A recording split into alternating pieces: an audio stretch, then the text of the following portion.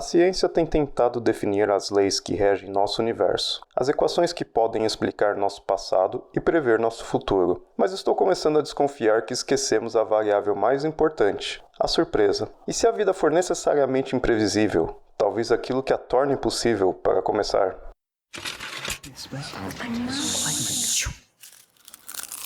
Porque no livro do qual esse filme é baseado... Gente, o que nos faz gostar de adaptações? Contar um pouquinho mais sobre quem a gente é, mas com perguntas inocentes, porém nem tanto. É muito importante que a gente fale sobre coisas que a gente realmente gosta. Você está ouvindo o Perdidos na Estante. Olá, ouvinte! Aqui é a Amanda e eu estou com uma convidada especial, que vira e mexe aparece aqui, mas eu já estava com saudade. Oi, gente, aqui é a Aline, que saudade que eu estava de estar por aqui. Ai, Aline, a gente adiou essa gravação tanto, né? Mas ela tá nascendo.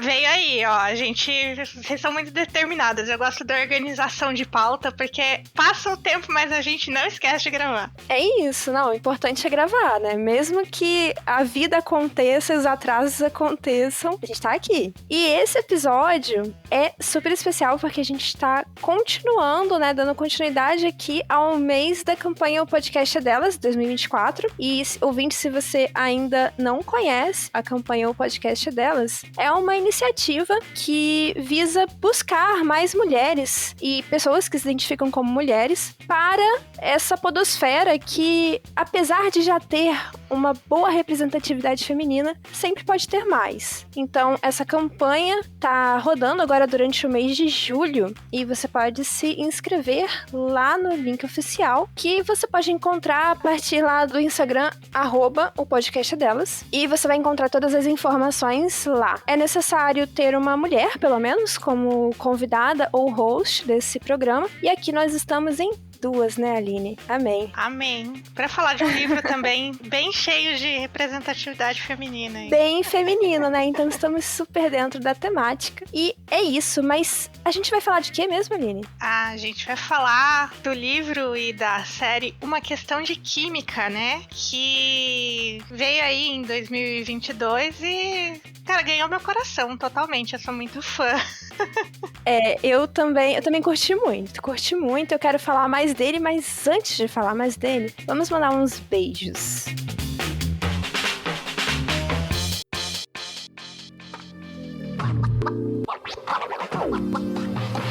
Você tem algum beijo especial, Aline? Cara, eu acho que eu vou mandar um beijo pra minha amiga que me indicou a nova série que eu estou obcecada essa semana, porque eu tenho obsessões, assim, por coisas, que é a Marcele. A gente tava conversando de um outro assunto e ela falou, eu tô assistindo uma série que chama My Lady Jane. E eu sabia, né, eu já tinha um livro, eu já tinha lido o livro e tal. E eu falei, meu Deus, existe uma série desse livro. E aí eu fui assistir e eu fiquei obcecada. Eu ainda não terminei, mas assim, essa semana, tudo que eu faço, eu penso, será que vai dar tempo de parar pra assistir um episódiozinho, assim? Eu tô desse jeito. Tá certo.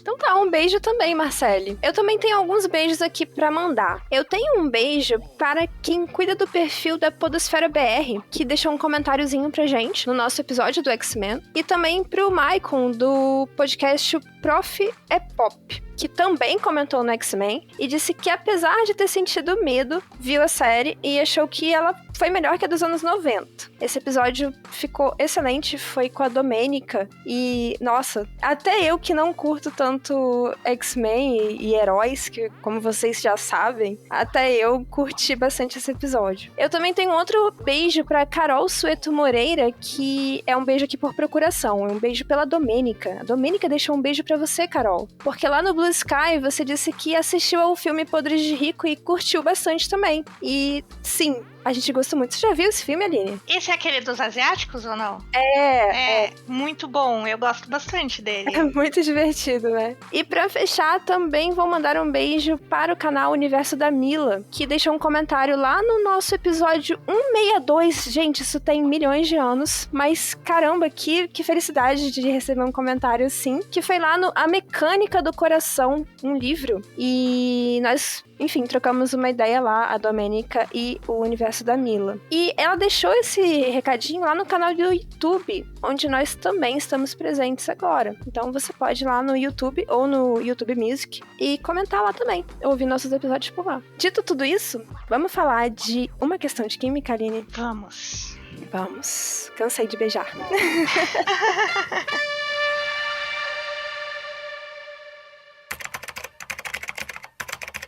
Uma Questão de Química é um romance ficcional escrito em 2022 por Bonnie Garmus, com tradução de Maria Carmelita Dias e publicado no Brasil pela editora Arqueiro. O livro conta a história de Elizabeth Zott, química cientista, mulher, mãe e amiga e apresentadora de TV, ou simplesmente Senhorita Zott, que vive na década de 1960. Um momento em que a ciência era majoritariamente masculina e excludente. É a partir das imprevisibilidades da vida que Zott descobre o quanto é forte, resistente e adaptável. O livro já foi traduzido para 35 idiomas e recebeu inúmeros prêmios e menções honrosas, entre eles o livro do ano de 2022, pela Barnes & Noble, e o prêmio de melhor estreia de 2022, pelo site Goodreaders.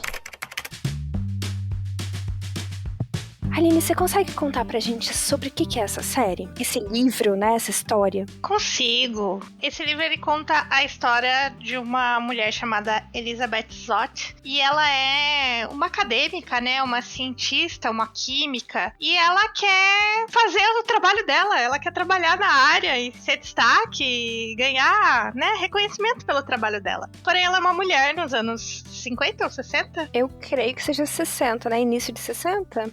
Eu acho que é 60. Transição, né? Uhum. E ela é uma mulher e ela tem que enfrentar as dificuldades de ser uma mulher num mundo onde se espera que ela seja uma dona de casa e ela quer fazer outras coisas. E a gente acompanha um trecho bem grande da vida dela, né? Então, a gente sabe desde a época que ela era mais jovenzinha ali na faculdade até a época que ela dá a volta e vira apresentadora de programas de televisão de culinária.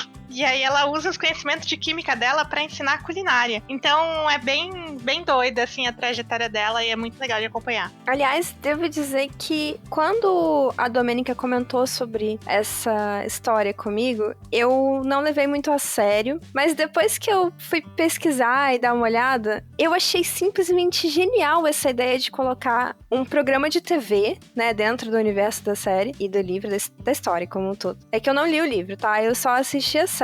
Mas eu achei incrível colocar essa ideia da cozinha junto da química, porque tem tudo a ver, né? Não, é muito bom. E assim, eu nunca fui das exatas, mas eu gostava muito de química, porque eu acho que química é uma parte, assim, da ciência que você consegue ver acontecendo, né? Naquele momento, as coisas acontecem muito rápido, as reações, e você tem experimentos e tudo mais. E usar a culinária pra isso, eu achei incrível. E super me pegou, assim, quando eu já entendi qual era a proposta da série ali pra essa parte, eu já fiquei super interessada, porque eu amo cozinha e eu acho essa parte da química também bem interessante. E você tinha lido o livro, Aline? Eu sei que você gosta desses tipos de livro aí. O que me atraiu, na verdade, assim, olhando a sinopse, foi justamente essa questão dela virar apresentadora de um programa de culinária. Eu sou obcecada por reality shows de culinária e eu...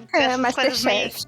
Masterchef. Essas obras meio Julia Child, assim, essas obras de pessoas que são referências na culinária sempre são coisas que eu gosto de assistir e tal. E eu achei interessante, então foi aí que eu me interessei em ler o livro. Eu comprei o livro na época que ele tava mais ou menos aí em alta, ele tinha acabado de ser lançado, então tava em todas as livrarias, tava em destaque e tal. Só que eu comprei o livro em inglês, porque eu tava viajando, e aí eu queria trazer uma lembrança, e eu comprei um livro que tava em alta na época, justamente pra eu fazer a associação na minha cabeça, né, depois, com a época que eu tava viajando.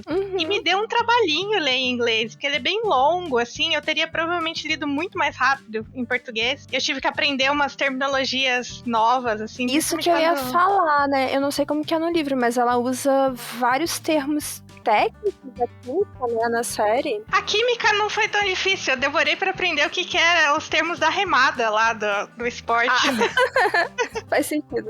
Mas foi uma leitura muito legal, acabou sendo uma leitura muito devagar pela questão do inglês, mas eu acho que eu absorvi tudo, espero. Algumas vezes eu achei que eu estava, tipo, principalmente na hora do principal plot twist ali, da viradinha ali no meio do livro, eu achei que eu tinha entendido errado, eu voltei pra ler algumas vezes. Então, acho que É bem bacana a experiência, assim, pra mim. E quando eu comprei o livro, eu já sabia que ia ter uma série pela Brie Larson, então ela sempre foi a personagem na minha cabeça. Eu já li já com ela em mente, assim. Ah, entendi. Mas você começou pelo livro mesmo. Eu comecei pelo livro. Não é meu estilo de livro, né? Eu não curto muito romance, eu não curto muito chick lit, mas fiquei muito interessada pela série, como eu falei, porque eu achei uma proposta bem diferenciada, sabe? Eu achei uma forma bem inteligente de usar essa parte ali, por exemplo, da crítica à falta de oportunidade de trabalho para as mulheres daquela época, né? A exclusão social e tudo mais, utilizando essa questão da química e da cozinha. E assim, cozinha é algo que sempre é associado a mulheres, mas ela utiliza isso de uma forma como um empoderamento e não como um lugar de se conformar com a cozinha, né? Sim, e a forma como a personagem principal, ela é bem seca, né? Ela é bem estranha, assim, num primeiro momento. Eu fiquei até com medo de como a Brie Larson vai interpretar ela, e eu acho que ela faz muito bem essa questão dessa pessoa que ela é quase um vulcano, pra quem entende Star Trek, porque ela é super lógica e ela olha as coisas de uma forma meio fria, assim, e ela calcula e tal, e ela vê mulheres como seres inteligentes e não como pessoas que ela tem que ficar mimando na televisão e agradando e tal. E isso faz toda a diferença, basicamente, na forma como ela apresenta, né? Faz, inclusive no impacto que ela causa nessas mulheres, né? Porque se fosse só uma apresentadora passando a receita e enfim, daquela forma muito didática, no sentido de apenas ensinar a cozinhar, pronto, tchau, até o próximo programa, não teria um impacto tão grande, porque ela não se diferenciaria de outras tantas apresentadoras, né? Então ela faz um papel ali muito único, muito exclusivo, porque ela tem esse olhar, como você falou, né? De olhar as outras mulheres como, enfim, como pessoas capazes, iguais né? aos homens, né? Tão capazes intelectualmente e tudo mais de conseguir, enfim, seu lugar ali na sociedade. E essa personagem que você citou, que é a Zot, ela é tua preferida ou tem algum que você se identificou mais, que você curtiu mais? Eu acho que como ela é a narradora, ela acaba sendo a personagem que a gente conhece mais, né? E que a gente navega mais por ela. Mas eu gosto muito dos personagens do livro. Eu acho que a série conseguiu trazer figuras que deixaram esses personagens ainda mais carismáticos, na questão de algumas mudanças, assim. Por exemplo, o Calvin, né? Que é o marido dela, ele, no livro, ela tenta o tempo inteiro te lembrar o quanto ele é seco e as pessoas veem como ele é um cara arrogante e tal. E você acaba se pegando mais a essa persona que ele mostra pro mundo do que pra quem ele é com a Elizabeth. E aí na série você vê ele sendo mais fofinho, porque ele tá mais... Você vê ele mais com ela do que sendo visto pelo mundo, assim, né? Então eu achei muito interessante a forma como ele conseguiu trazer carisma pros personagens. Um personagem que eu acho que a série também dá um carisma maior é o diretor do programa de TV. Acho que ele não tem toda a importância, apesar dele ser muito importante no livro, eu acho que ele fica... a gente ganha um carinho muito rápido por ele, talvez por ser um personagem que já tem histórico de outras coisas de TV que a gente já assistiu e... Você diz o produtor dela? O cara que contratou ela, isso. Sim. É o Walter? Isso. E então eu acho que ele também é um cara que ele consegue, com pouco tempo de tela, mostrar um carisma ali, né? E ver que ele vê um diferencial nela. Eu acho que, assim, devidas às proporções guardadas aqui, até porque eles não têm uma diferença de idade tão grande assim, mas ele é quase uma figura paternal pra ela ali, pelo menos na série, né? Essa coisa de eu vou te proteger, eu vou te apoiar, e a gente viu, né, que a relação dela com a própria família era muito difícil. Então tem toda aquela coisa de found family, né, da família que ela escolhe. Então eu vejo esse personagem muito paternal com ela. Não sei se você vê assim também. Eu acho que... E aí eu não sei se foi uma interpretação minha ou se isso tava claro no livro, mas eu acho que eu vejo ele até mais velho no livro, tá? Tá. Na série eu entendi que eles tinham uma idade semelhante porque as filhas, tanto dele quanto da Zot, têm a mesma idade, né? Exatamente. Aí eu associei assim. Mas eu gostei... Eu tenho uma relação engraçada com a Elizabeth Zott, porque ao mesmo tempo que ela me irrita bastante...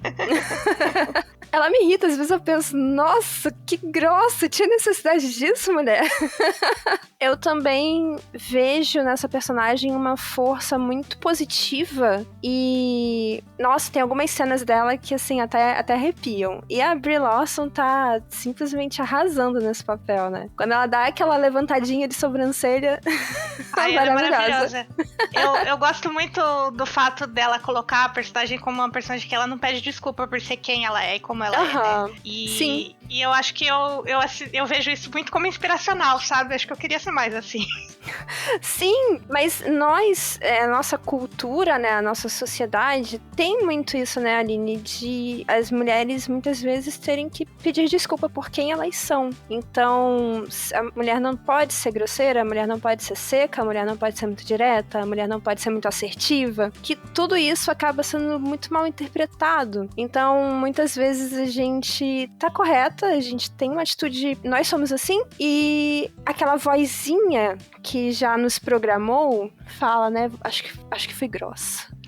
Acho que eu não deveria ter falado assim. Mas por que a gente tá pedindo desculpa por uma reação ou o nosso jeito, a nossa personalidade, né? Claro, não sendo realmente uma grosseria desproporcional. Mas é aquilo, né? Uma mulher firme, ela é grossa, e um homem firme, ele é só um cara, tipo, sei lá, de atitude ou coisa assim. Exato. Então... Assim, indesculpável uma atitude realmente grosseira de qualquer lado, mas muitas vezes não é. E é mal interpretado porque não é esperado da mulher ser assim, né? E aí você falando isso, de que ela não pede desculpa, é realmente isso. Ela não tá se importando muito com a opinião que aquelas pessoas têm dela. A opinião que importa é das pessoas de quem ela gosta, né? Uhum. E das pessoas que ela tá inspirando. Então, por exemplo, aqui já até adiantando um pouco, apesar de não ser nenhum grave spoiler, mais lá pra frente, quando ela acaba se traindo, digamos assim, né, entre aspas, fazendo uma coisa que ela não gostaria de fazer, que ela acha incorreta, ela sim se importa com a opinião das outras pessoas, com a imagem que ela tá passando,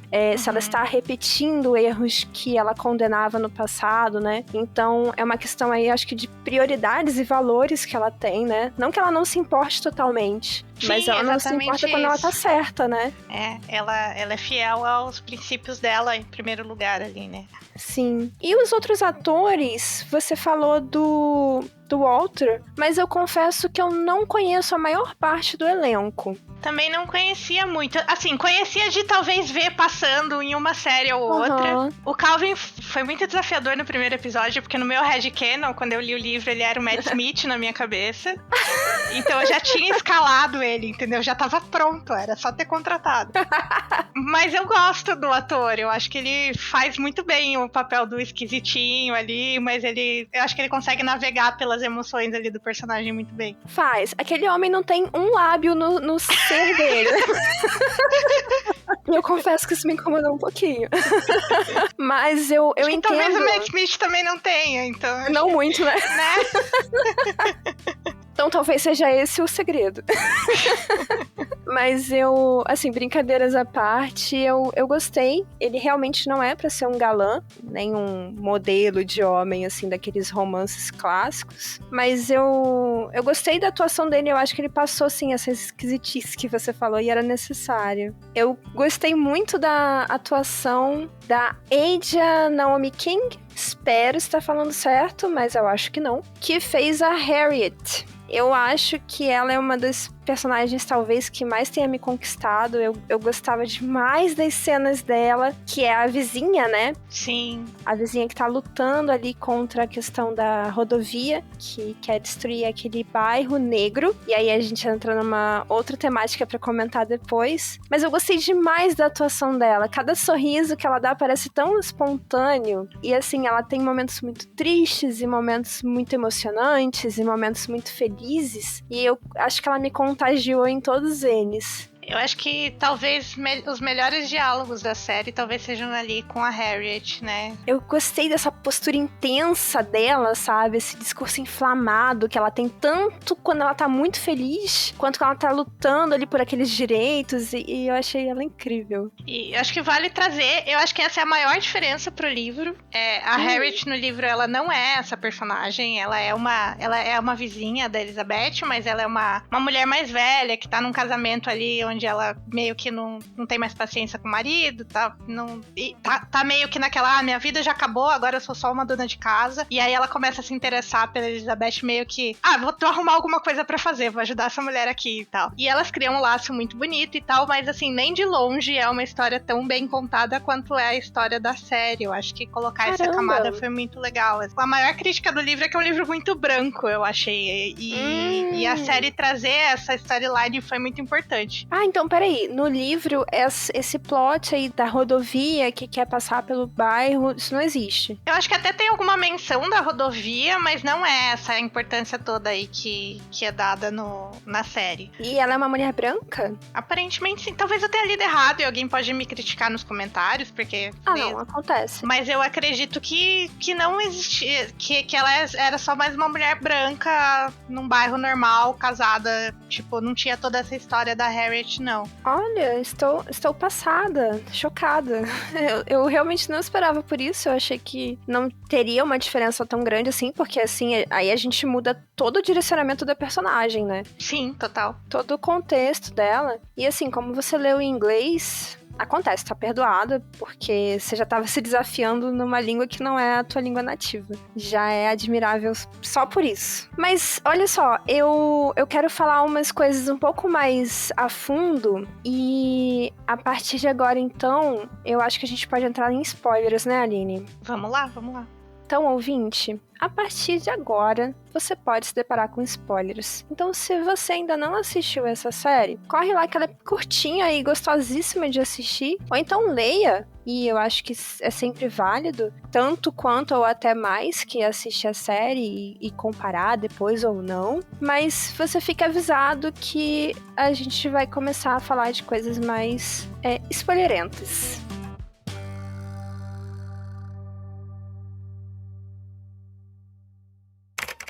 Quando cansávamos de correr, Calvin sempre dizia: essa é a beleza de correr.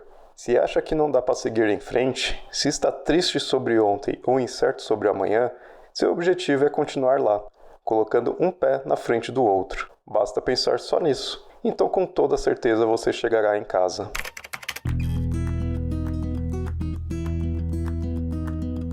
Então, Aline, como eu comecei a comentar lá no início do episódio, eu não sou muito fã de Tiklit. Eu não costumo ler esse tipo de coisa. Então, assim, eu conheço alguns, mas é mais da época que eu era mais novinha e adolescente, eu gostava de ver comédia romântica, mas depois eu perdi a paciência e eu deixei de ler. Então, quando eu vi que era algo nesse gênero, eu não esperava que fosse isso que eu assisti, porque me venderam a ideia, me venderam assim, a internet, tá? Me vendeu a ideia de algo com um foco muito grande no romance, e talvez ali eu fiquei na cabeça com uma imagem tipo Marvelous Miss Maisel, aquela coisa de uma mulher lutando pelo seu espaço na década de, sei lá, entre 50 e 60. E eu fui com essa intenção de vai ser uma coisa romantiquinha, deve ser um romance com meio cômico e tudo mais. Só que, na verdade, quanto mais eu ia assistindo, mais eu ia vendo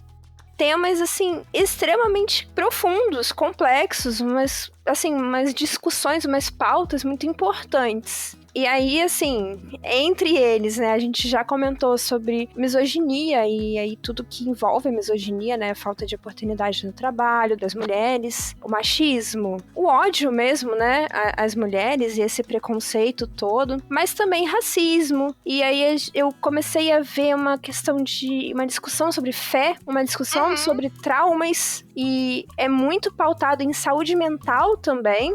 E a gente tem a questão da religião muito no personagem do padre ali também, tem toda essa, né? Sim, e o questionamento da fé e o ter fé ou não, e o que é ter fé, né? Tem uma questão de definição do que é ter fé, e a diferença entre fé e religiosidade, e não no sentido de vamos definir o que é certo, mas sim de propor mesmo a reflexão, e eu achei isso muito interessante. Mas são tantos temas tão profundos, tanta coisa pra se falar sobre isso, e na verdade a série é bem curta. Então você acha que eles conseguiram dar conta disso tudo de conteúdo? Tem muitas camadas nessa resposta, mas acho que a primeira é que eu acho que a série, ela consegue ser bem intensa no que ela tá mostrando, assim, ela consegue te fazer sentir sentimentos, vamos dizer assim. E eu acho que é uma série que eu, pelo menos, eu não assisti ela toda de uma vez, eu assisti 1 a 2 episódios no máximo, porque eu sentia que eu precisava digerir aquilo, sabe? Que eu precisava levar aquilo pra mim, e porque parece que ela vai consumindo você, assim, ela vai te colocando nesse momento. Então, nesse sentido, eu acho que ela faz o que ela pode com esse número de episódios. Eu acho que os episódios também são bem focados em trazer um tema principal ali dentro do episódio pra você ir digerindo. Então, os episódios são bem separadinhos, assim, na sua cabeça, né? Tipo, tem aquele episódio que acontece tal coisa, aquele episódio que acontece tal coisa. E eu acho que isso ajuda também. Mas, ainda assim, a gente tá falando, né, de um livro aí. Eu confesso que eu não comprei ele como uma chick-lit na época. Na época, não foi essa leitura que eu fiz, assim, das redes sociais e tal, do que eu tava sendo impactada por ele. Até porque essa nova modinha de chick-lit com capa de desenho não é uma coisa que eu gosto. Inclusive, depois que eu tinha comprado o livro, alguém falou pra mim assim... Alguém falou não, né? Alguém no TikTok falou assim: ah, se você gostou desse livro, aí mostrou aquele livro que é uma fanfic do Kylo Ren lá, que é um... E falou assim, ah, então leia esse, que é a mesma vibe. E aquilo quase me fez desistir de ler o livro, porque não era essa vibe que eu queria, sabe? E aí eu fiquei feliz que eu não ouvi o conselho da menina do TikTok, realmente o livro não tem essa vibe. Ele tem um romance importante, mas não é sobre isso. E aí a gente tem toda essa questão no meio também de que a gente tá falando de uma mulher branca nos anos 60 que precisava de um homem pra validar ela, e como foi ela lidar com a perda desse homem também, no sentido dela ser respeitada como uma mulher sozinha, né, como uma mãe solo e tudo mais. Então tem muitas camadas nesse livro, é maravilhoso, e respeitando os limites de ser um livro curto aí, que tem lá suas 400 páginas, e então eu acho que dentro do que ele se propõe a fazer, ele faz. Dá pra aprofundar mais? Sempre dá, mas eu acho que ele entrega, sim. Eu gostei muito desse teu comentário de que a série traz isso muito bem dividido, eu acho isso, assim, extremamente importante, e eu não tinha feito essa leitura, mas agora que você falou, realmente eu consegui encaixar isso na minha cabeça. Sim, eles trazem uma temática principal, né? Eu também não consegui maratonar essa série. Até tentei, mas eu acho uma série, apesar dos episódios serem relativamente curtos em comparação com o que tem saído hoje em dia, né, de 1 hora e tudo mais, eles têm 40 minutos, né?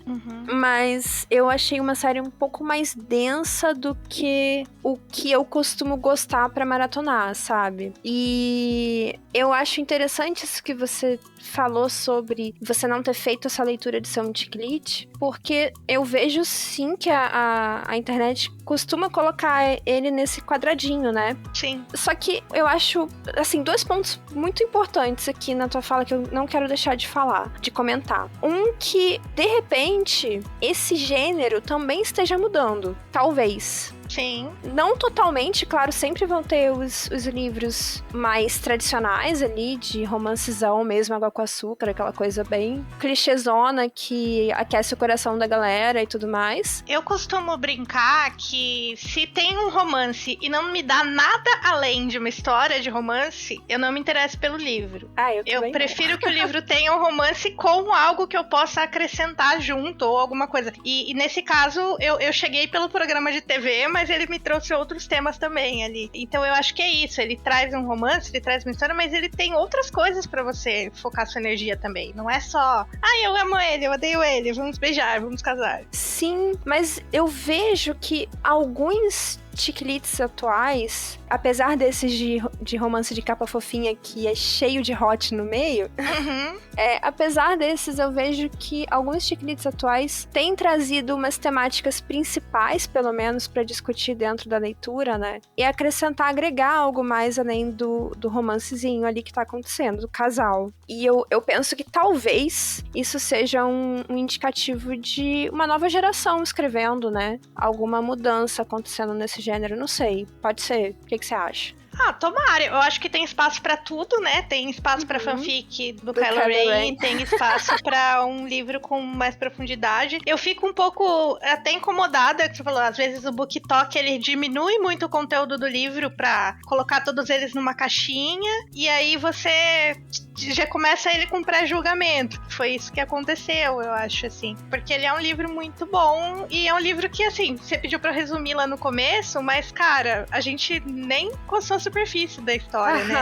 Acho que dá pra fazer um resumo com spoilers e um resumo sem spoilers. Assim. Agora, uma outra coisa que eu queria comentar, um outro ponto, é que esses temas realmente são muitos, e eu fiquei um pouco impressionada com a quantidade de questões ali que eles estavam abordando, e até em um determinado momento eu fiquei um pouco resistente, do tipo, meu Deus, mais uma crítica social aqui, onde é que isso vai se encaixar? Mas eu penso também, por outro lado, que não é a intenção do livro entrar a fundo em nenhuma dessas problemáticas. Sabe, ele não tem a obrigação de ser um super livro sobre, por exemplo, a relação da fé e religiosidade. Tá ali, né? É um ponto importante pra narrativa, mas não é o foco dele. Então ok, tá tudo bem, eu fiz as pazes com isso no final, sabe? Porque eu percebi que não era o objetivo dele. Sim. Eu acho que é isso mesmo. Ele traz... Eu acho que é legal a gente ver todas essas coisas ao redor da vida da Elizabeth, no caso, que é como ela quem conta a história, porque ela conta a história vírgula, o cachorro tem capítulos, tá? Lembrar do cachorro. Tem um episódio também, né? O episódio é narrado pelo cachorro e o livro também tem alguns capítulos passados ao longo do livro sendo narrados pelo cachorro. Eu só senti que a série deu uma esquecida nele depois do episódio que foi narrado pelo 6:30. É 6:30, né? Isso, 6:30. Eu acho que ele sumiu. Ele apareceu em algumas cenas, mas a importância do cachorro ficou totalmente escanteada depois desse episódio, você não achou? Eu acho que no livro isso tá mais espalhado. Isso acontece mais, assim, ao longo de vários capítulos. Eu concordo com você. Eu acho que ele pode até estar lá em presença, mas ele fica meio que como só o cachorrinho ali no canto de novo, né? Ele volta a ser. E assim, ele era tão importante nos primeiros episódios, né? De repente, tadinho. E é engraçado, porque o luto do cachorro também é uma parte importante no livro. Não é só o luto da Elizabeth, é o luto dele, porque ele se sente culpado pela morte do Calvin.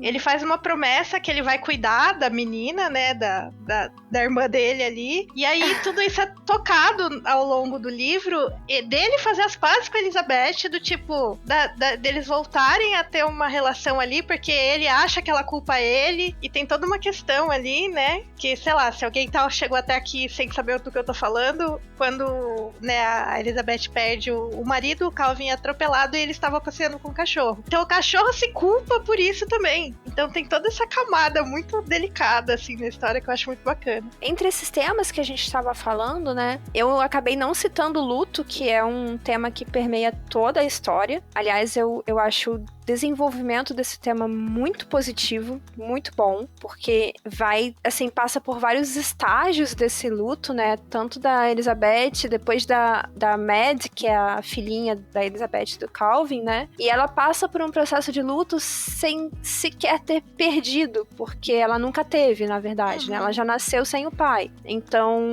ela nunca viveu essa dor de conviveu e perdeu. Mas o luto da Elizabeth era tão presente na vida deles, e a ausência do pai também uma situação tão presente, que ela também viveu um processo de luto. E eu acho o crescimento das duas, como família, como indivíduos também, girando em torno desse luto, muito bonito de se ver no desenrolar da série. E como estratégia narrativa, você ter o ponto de vista ali do 6:30, né, de um cachorro contando a história, ele faz muito mais sentido quando você pensa que a Elizabeth, ela tava num estado de depressivo ali, né, de luto e tal, onde ela não conseguia praticamente se manter viva ali, fazendo nada. Ela tava, tipo, arrasada. E aí você tem um ponto de vista de alguém que tava ali de fora, que é o cachorro, te explicando isso, pra você não ter, sei lá, vários capítulos do livro com uma mulher deitada na cama falando, oh meu Deus, eu odeio minha vida. Então, do ponto de vista narrativo, também foi uma estratégia muito boa. Sim, e ele, além dessa questão da culpa, como você disse, né, ele também tem uma relação ali com a Elizabeth pós-luto, né, pós-perda, na verdade, de um certo ressentimento por parte dela, né, porque, assim, logicamente falando, ela não o culpa. E ela é uma mulher muito lógica. Sim. Mas acaba acontecendo, né, porque sentimento é uma coisa que foge do controle. E ela acaba deixando o 6,5 muito de lado. Então, essa dor dele, não só da perda do Calvin, mas também de estar sendo emocionalmente abandonado nesse momento, é muito emocionante nesse episódio. Eu achei muito triste, mas também muito real, sabe? Um sentimento... É o de um cachorro na série, Sim. Mas eu achei um sentimento muito real. Mas é muito bonito. Essa série dá muitas porradas na gente. Ela é muito... Eu acho que eu fui muito impactada emocionalmente falando. Eu chorava nos episódios. Eu ficava toda, tipo... O episódio que ela fala sobre a maternidade ali, né? Desde a parte do parto ali, de toda a coisa dela sozinha ir pro hospital e tal, até a parte dela dos primeiros anos da bebê e dela tentando criar essa conexão e se sentir mãe dela e tal, no meio de uma bagunça que tava a cabeça dela e a vida dela. Cara, é muito lindo, assim, é muito, muito real também, eu acho. Apesar de eu não ser mãe, não ter lugar de fala, parece muito real, sei lá. Sim, e ela ter que encontrar de novo a identidade profissional dela e a identidade pessoal dela, porque eu também não sou mãe, mas é uma queixa que eu vejo de colegas e amigas como muito recorrente, da mulher perder essa identidade individual, né, de indivíduo mulher, e passar a ser apenas mãe em tempo integral, porque esse bebê e essa criança vão exigir muito da sua atenção e exigir muito do seu tempo, da sua disposição, etc. E ela tem que conciliar isso, né, o ser mãe, mas tentando não perder a Elizabeth cientista e a Elizabeth mulher. Então, essa jornada também eu achei muito bonita. E isso tudo experienciando o luto, né? O que já tava bagunçando a cabeça dela completamente. E quando ela, já lá nesse final da trajetória, quando ela aprende a falar sobre isso, e ela precisa aprender essa lição com a filha, eu achei isso uma mensagem muito bonita, porque adultos acham, né, que sabem tudo, e crianças estão aí para nos provar errados em muitos momentos, e ela precisa aprender a lidar com o próprio luto por causa da iniciativa da filha, né? Eu achei isso um toque, assim, muito sensível. Não sei se é assim no livro também, mas na série eu achei isso muito sensível. Acho que nesse sentido é bem similar, assim. Eu acho que a filha dela coloca essa provocação, né, de ir atrás, de descobrir quem é o pai dela, e aí tem toda essa questão, né, também, que ela também, né, não teve... A Elizabeth também se considera uma órfã, apesar de ela ter história com os pais dela. O Calvin foi criado no orfanato, então tem toda essa questão de que ela não sabia lidar com uma maternidade e de repente ela teve que ser mãe. Cara, esse livro tem muitas questões, é muita coisa. Pois então, né? São muitas questões mesmo. E ela fala o tempo todo sobre adaptação, né? O inesperado é um tema recorrente, e a adaptação a esse inesperado, que faz parte da vida. E quanto mais a gente tenta evitar o inesperado, mais a gente sofre, né? Porque não tem como, não tá no nosso controle. E aí machuca mais ainda. E aí, nesse sentido, eu não sei se você conhece, Aline, se você gosta, mas nesse sentido me lembrou demais aquele livro que também é um filme e também tem série, que é o Um Dia. Não sei se você conhece. Aquele que teve a série agora ano passado. Isso. Sei sim. E me lembrou demais, porque também tem essa coisa, né, do inesperado e inclusive eles citam o mesmo livro, que é o Grandes Esperanças do Dickens, né? E aí, como eu amo essa história, Um Dia, a gente inclusive tem episódio aqui, meu e da Domênica. Quando eu fiz esse link com com essa referência do Grandes Esperanças, né, unindo essas duas histórias, caraca, que incrível! Porque é um tema que eu acho que me pega bastante, sabe? É essa falta de controle que a gente tem e como a gente precisa, na verdade, não ser controlador e sim ser adaptável. E eu acho que essa questão da maternidade, essa evolução aí da Elizabeth como mulher e como mãe, e como profissional também, porque ela precisa achar uma nova área de atuação, né? Eu achei isso muito incrível. Assim, ela poderia, numa situação, pessoas muito controladoras podem ficar paralisadas, né? Por isso, quando você não consegue controlar, o que você faz? Como você lida com isso? E aí ela tem as coisas que vão puxando ela pra ação, seja a motivação da pesquisa, do trabalho dela, do projeto dela com Calvin e também da questão da filha e a questão, né, de como ela estava virando um exemplo ali no programa de TV. Enfim, todas essas coisas são o que coloca ela em movimento, apesar das inseguranças e das coisas que ela não pode controlar. Então, realmente acho que é uma grande linha condutora, né, ao longo da história.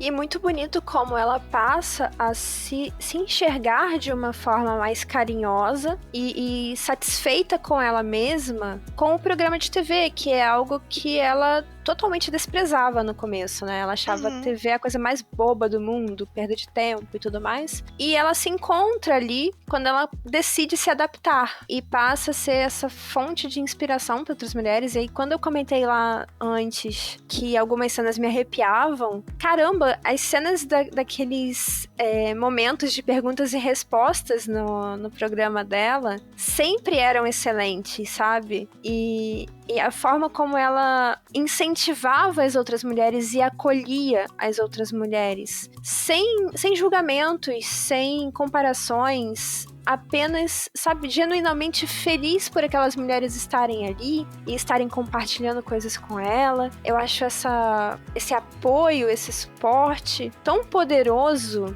e, nossa, eu acho que foram as cenas que mais me emocionaram, além das cenas do luto propriamente dito. E aí, no caso, uma emoção muito, muito aconchegante, sabe? Muito, muito bonitinha de se sentir, que é esse lugar de segurança, né, para essas mulheres poderem estar. Teve alguma cena assim pra você? Cara, eu acho que teve várias. Eu gosto muito dos trechos também da TV ali. A hora que ela começa a receber ligação, né, que ela começa a receber as mulheres procurando ela e ela entendendo o trabalho que ela tá fazendo, eu acho que é muito bonito mesmo, é muito forte, assim. Não sei, eu acho que eu não tenho mais nada a acrescentar, assim. Tem uma coisa totalmente aleatória que eu vou trazer aqui, que o slogan que ela usa no programa, né, que é, vai arrumar a mesa, crianças, que agora sua mãe precisa de um tempo e tal. E aí, na série, colocaram que ela pegou isso de uma mulher que ela encontrou na rua, tipo, meio que tem uma ceninha ali onde uma mulher fala isso pra ela e ela pega isso pra ela. E, sei lá, aquilo veio do mais absoluto nada, aquela cena não existe no livro. E eu fiquei tipo, por quê? Fonte, vozes da minha cabeça.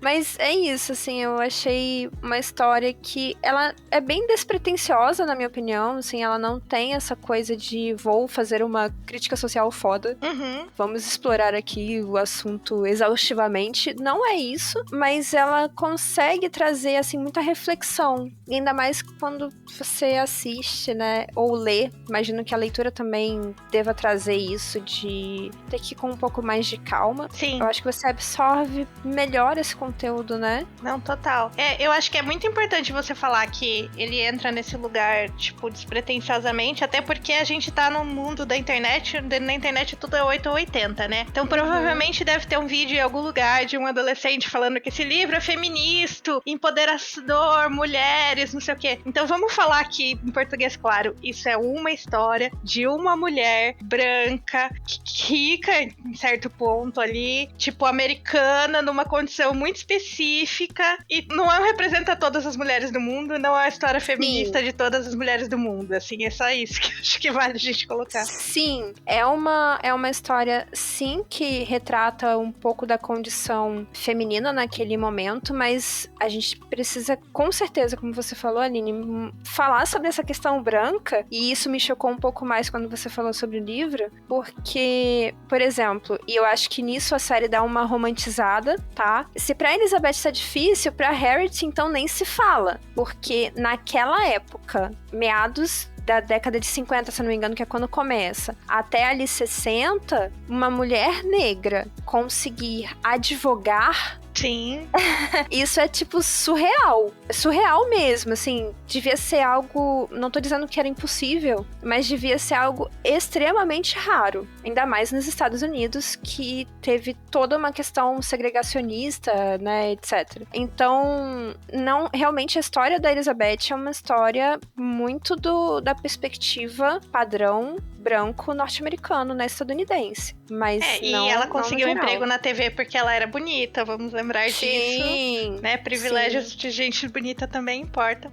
Com Mas certeza. eu acho que esses recortes são importantes só pra gente lembrar que, apesar de todos os assuntos delicados aqui no livro, a gente tem que olhar pra todas as intersecções, né? Sim, e lembrar também que quando eu falo ali que ele não aprofunda esses temas, é inclusive nesse sentido. Porque se realmente fosse uma obra crítica, né, vou fazer uma crítica social, uma reflexão social, etc., teria que abordar muitos outros tópicos. Então, é legal pra gente ter uma ideia, uma noção. A crítica existe também, ela é válida, mas ela não tem essa intenção de ser muito profunda, nem de ser abrangente, né? Exatamente. Claro que é super legal a gente ver uma obra feminina, escrita por uma autora mulher, sobre a situação feminina também, mas tem esses detalhes aí importantíssimos.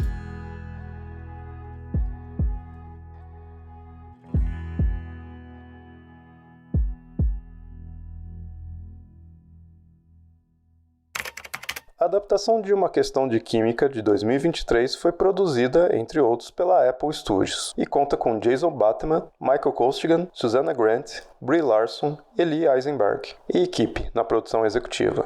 O elenco estrela a própria Brie Larson como Elizabeth Zott, além de nomes como Lewis Pullman, como Calvin Evans, e Aja Naomi King, como Harriet Sloane. A série recebeu críticas bastante positivas, acumulando uma pontuação de 86% da crítica especializada e 80% do público em geral, segundo o site Rotten Tomatoes. São 8 episódios em uma única temporada, já finalizada e disponível na Apple TV+.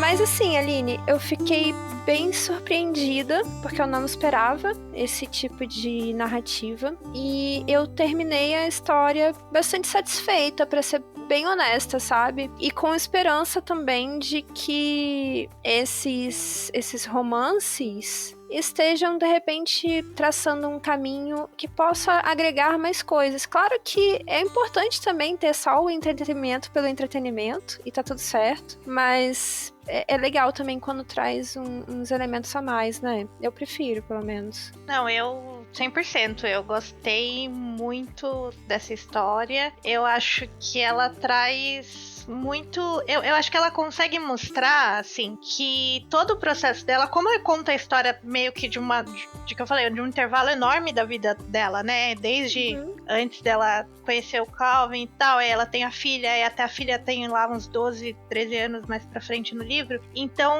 mostra que as coisas demandam também muito esforço, muito trabalho pra que elas aconteçam. Que não é magicamente no estralar de dedos o machismo acabou, ou a ansiedade passou, a depressão foi curada. Os problemas do mundo acabaram. Então eu acho que ele traz um pouco esse peso do tanto que é demandado da gente para que essas coisas sejam, né, superadas ali um dia de cada vez. Show. Eu achei realmente incrível, e incrível também pela minha experiência de não ser tão adepta desse gênero. Então fica aí a dica pra quem também tem um coração meio peludo e não gosta de tanto romance.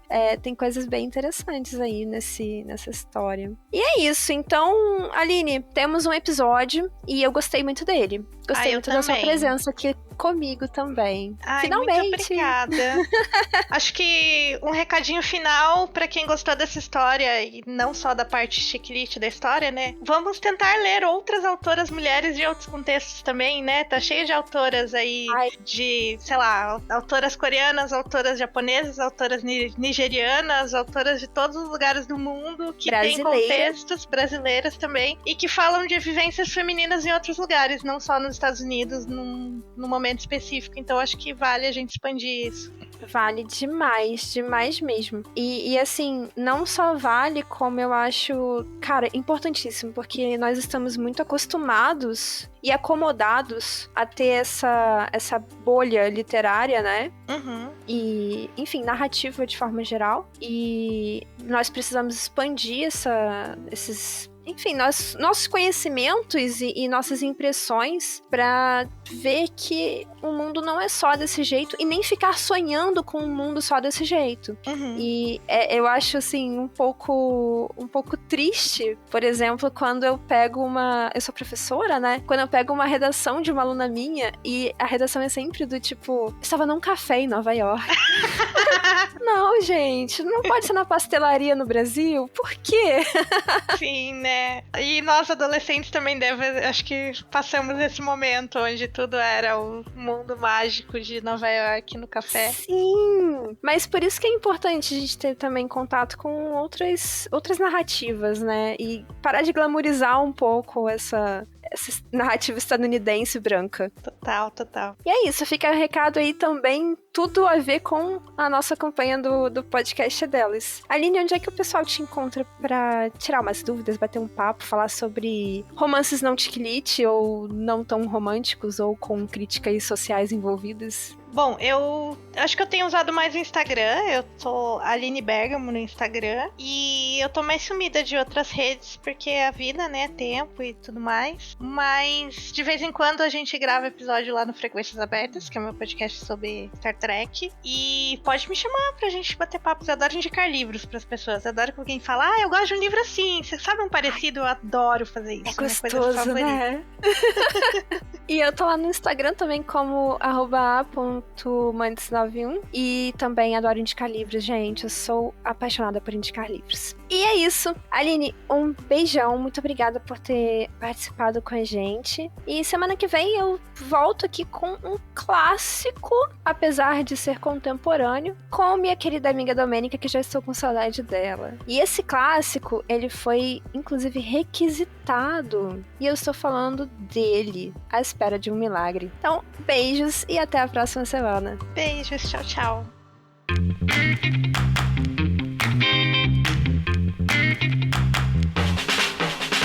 Você acaba de ouvir o podcast Perdidos na Estante. A apresentação foi de Amanda Barreiro e Aline Bergamo. A pauta foi da Amanda Barreiro. A produção é da Domênica Mendes. O assistente é o Leonardo Trimesquim. A edição foi por Ace Barros. A narradora da vinheta é a Jo Bonner. E a montagem da vinheta é pela Isso Aí Design. Neste episódio foram utilizadas falas da minissérie Uma Questão de Química, de 2023, produzida e disponível na Apple TV+, e do livro de mesmo título, da autora Bonnie Garmus, com tradução de Maria Carmelita Dias, publicado em 2022 pela editora Arqueiro.